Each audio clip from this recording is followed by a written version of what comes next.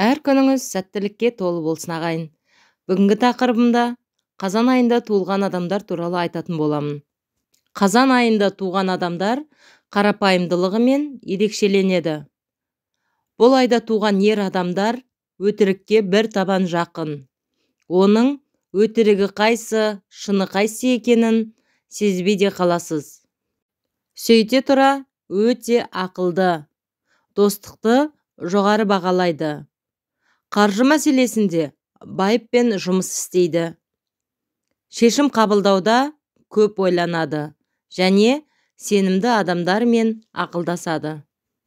Бірақ көбіне өз көзқарасын дұрыс санайды.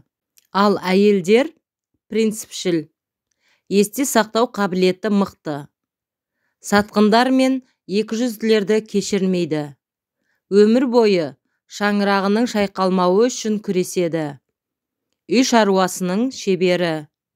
Өзіне сын айтқандарды жақтырмайды. Құрметті менің оқырмандарым, бүгінгі видеом сізге ұнаған болса, лайк басып, пікірлеріңізбен комментарийде бөлісіп кетуді ұмытпаңыздар. Достарыңызға тарата отырыңыз.